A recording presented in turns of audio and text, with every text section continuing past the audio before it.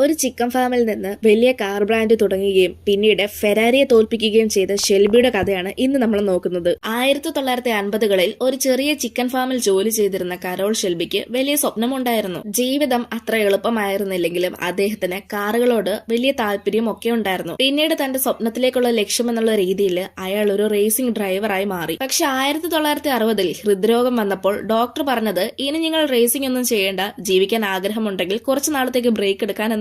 അതുവരെയുള്ള എല്ലാ സ്വപ്നങ്ങളും നശിച്ചതുപോലെയാണ് അദ്ദേഹത്തിന് തോന്നിയത്. അങ്ങനെ ഷെൽബിയുടെ മനസ്സിൽ പുതിയൊരു ആഗ്രഹം ഉദിച്ചു. അതായിരുന്നു സ്വന്തമായി ഒരു കാർ നിർമ്മിക്കണം എന്നുള്ളത്. ഫെരാരി പോലെയുള്ള ലോകത്തിലെ പ്രശസ്തമായ കമ്പനിയോടൊക്കെ മത്സരിക്കാനുള്ള ധൈര്യം ആരും കാണിച്ചിരുന്നില്ല. പക്ഷേ അതിന് ഷെൽബിക്ക് ധൈര്യമുണ്ടായിരുന്നു. ബ്രിട്ടീഷ് AC കാർസ് എന്ന കമ്പനിയുടേതായ ഒരു ലളിതമായ കാർ ബോഡി, അതിലേക്ക് വളരെ പവർഫുൾ ആയിട്ടുള്ള അമേരിക്കൻ V8 എഞ്ചിൻ നൽകി. അങ്ങനെ അദ്ദേഹം നിർമ്മിച്ച കാർ പുറത്തിറങ്ങുകയാണ്. അതാണ് ഷെൽബി കോബ്ര. 1962ൽ കോബ്ര ട്രാക്കിൽ ഇറങ്ങിയപ്പോൾ ആളുകൾ അമ്പരന്നു. ഫെരാരിയെ വെല്ലുവിളിക്കാൻ ഒരു കരുത്തൻ അരങ്ങേറി. പിന്നീട് ഫോർഡ് കമ്പനി ഷെൽബിയുടെ ധൈര്യം കണ്ട് അവനെ ചേർത്ത് നിർത്തി. അവർ രണ്ടുപേരും കൂടി ചേർന്ന് നിർമ്മിച്ച GT40 ലേമാൻസിൽ 24 മണിക്കൂറിൽ റേസിംഗിൽ ഫെരാരിയെ നേരിട്ട് ആക്രമിച്ചു. പിന്നീട് 1966ൽ ലേമാൻസ് മത്സരത്തിൽ കരോൾ ഷെൽബിയുടെ ഫോർഡ് GT40 കാറുകൾ 1, 2, 3 സ്ഥാനങ്ങൾ നേടി. പിന്നീട് GT350, GT500 പോലെയുള്ള കാറുകൾ നിർമ്മിച്ചു. അമേരിക്കൻ മസിൽ കാറുകളുടെ ആധികാരിക പ്രതീകങ്ങളായി മാറിയവ. നിങ്ങൾക്ക് ഫോർഡിനെയാണോ ഫെരാരിയാണോ ഇഷ്ടം എന്നുള്ളത് കമന്റ് ചെയ്യ്.